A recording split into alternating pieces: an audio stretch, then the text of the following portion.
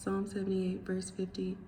He made a way to his anger. He spared not their soul from death, but gave their life over to the pestilence, and smote all the firstborn in Egypt, the chief of their strength in the tabernacles of Ham, but made his own people to go forth like sheep, and guided them in the wilderness like a flock.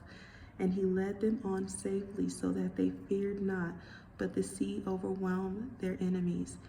And he brought them to the border of his sanctuary, even to the mountain which his right hand had purchased. He cast out the heathen also before them, and divided them an inheritance by line, and made the tribes of Israel to dwell in their tents. Yet they tempted and provoked the Most High God, and kept not his testimonies, but turned back and dealt unfaithfully like their fathers. They were turned aside like a deceitful bow, for they provoked him to anger with their high places, and moved him to jealousy with their graven images.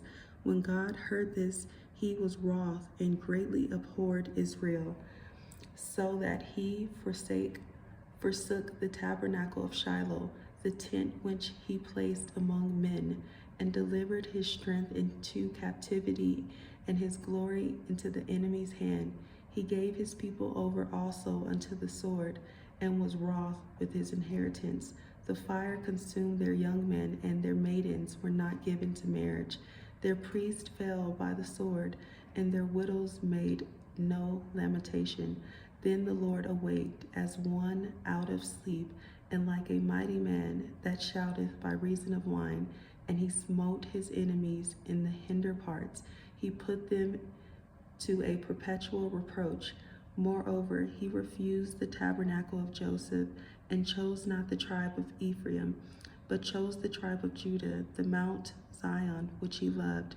And he built his sanctuary like high palaces, like the earth which he hath established forever. He chose David also his servant, and took him from the sheepfolds, from following the ewes greatly. With young he brought him to feed Jacob his people, and Israel his inheritance. So he fed them according to the integrity of his heart, and guided them by the skillfulness of his hand.